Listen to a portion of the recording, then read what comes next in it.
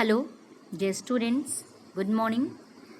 Yesterday we have completed exercise G of lesson 3 and today we will see exercise H of this lesson. What we have to do?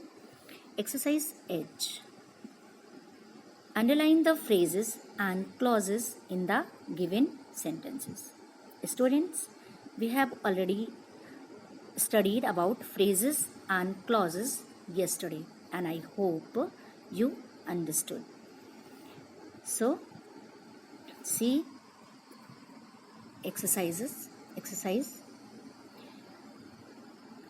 First sentence, on opening the window, a bird flew into the room. In this sentence, you have underlined phrase. Okay, here you can see there's two parts in this sentence. On opening the window, a bird flew into the room.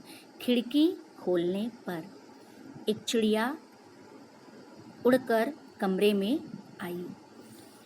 अब यहाँ पर आपने देखा कि on opening the window, खिड़की खुलने पर, ये कुछ शब्द हैं लेकिन इनका हमें कुछ अर्थ तो पता लग रहा है, लेकिन इसमें ना तो कोई सब्जेक्ट है और ना ही वर्ब है.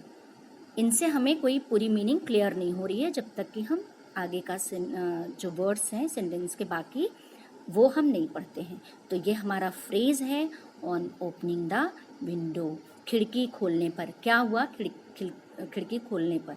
ठीक है, तो ये हम अंडरलाइन करेंगे ऑन ओपनिंग द विंडो. ये हमारा फ्रेज है. Okay, let us see second one. It is so sad that we won't be visiting our aunt next year. It is so sad, ये बहुत ही दुख की बात है. That we won't be visiting our aunt next year, कि अगले साल हम अपनी आंटी के यहाँ नहीं जा पाएंगे. ये बहुत दुख की बात है. अब आपको इसमें बताना क्या है? Clause. Okay, you have to underline clause in this sentence. और इट इज़ सो सैड, ये दुख की बात है, लेकिन इसमें हमें क्लियर नहीं हो रहा है. और आपको पता है कि क्लॉज में हमें अर्थ समझ में आ जाता है कि वास्तव में इसमें कहा क्या जा रहा है. आप यहाँ से देखेंगे, we won't be visiting our aunt next year, अगले साल हम आंटी के यहाँ नहीं जा पाएंगे. यहाँ पर हमारा सब्जेक्ट भी है, वर्ब भी है और हमारी मीनिंग भी क्लियर है, इसलिए ये हमारा क्लॉज होगा. Okay, we won't be visiting our aunt next year. See third one, the player who broke his leg will not be playing in the big game. The player who broke his leg, खिलाड़ी जिसका पैर टूट गया है, will not be playing, वो नहीं खेल पाएगा in the big game. And you have to underline phrase in this sentence. So here in the big game, बड़े खेल में, ये हमारा फ्रेज है. इसका कोई मतलब हम पूरा नहीं निकाल सकते हैं इन शब्दों से. इनके लिए हमें इसमें ऐड करना होगा सब्जेक्ट प्लस वर्ब, तभी हमें बाकी इसका अर्थ पूरा समझ में आएगा. तो ये आपका इन द बिग गेम, ये आपका फ्रेज है. Next one, after listening to the parents the headmistress decided to cancel the camping trip. In this sentence you have to underline clause. After listening to the parents को सुनने के बाद. ठीक है, एक पार्ट सेंटेंस का ये हो गया. Second, the headmistress decided to cancel the camping trip. Camping जो शिविर लगाने वाला जो ट्रिप होता है उसको कहते हैं. तो हेड मिस्ट्रेस कौन है? प्रधानाध्यापिका. After listening to the parents को सुनने के बाद हेड मिस्ट्रेस ने निश्चय कर लिया कि वो कैंपिंग ट्रिप कैंसिल कर देंगी.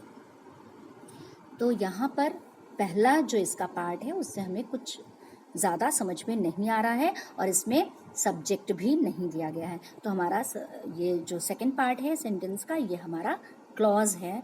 The headmistress decided to cancel the camping trip. इसमें हमें ये सेंटेंस के बाकी शब्दों को ऐड करने की ज़रूरत नहीं है और हमें इसका पूरा अर्थ समझ में आ रहा है. तो हमारा सेकंड पार्ट ये हमारा क्लॉज है. And last one, Mariam's cat got stuck in the tree but was saved by firefighters. Mariam's cat got stuck in the tree. अब आपको इसमें बताना है क्लॉज। ओके, तो क्लॉज में सब्जेक्ट भी होना चाहिए, वर्ब भी होना चाहिए और उसकी मीनिंग भी क्लियर होनी चाहिए। अब यहाँ पे दो पार्ट है। अब Mariam's cat got stuck in the tree, Mariam की बिल्ली वो कहाँ फंस गई, पेड़ में, ठीक है। और सेकेंड पार्ट है but was saved by fire fighters, लेकिन वो फायर फाइटर्स के द्वारा बचा ली गई। लेकिन अगर हम सेकेंड पार्ट की बात करें तो यहाँ पर मीनिंग क्लियर नहीं है, यहाँ पर सब्जेक्ट भी नहीं है। तो इस सेंटेंस में जो फर्स्ट पार्ट है वो हमारा क्लियर है, इसमें सब्जेक्ट भी है, तो ये हमारा क्लॉज है। Okay, so students, you have to do exercise H in your homework. Okay, thank you.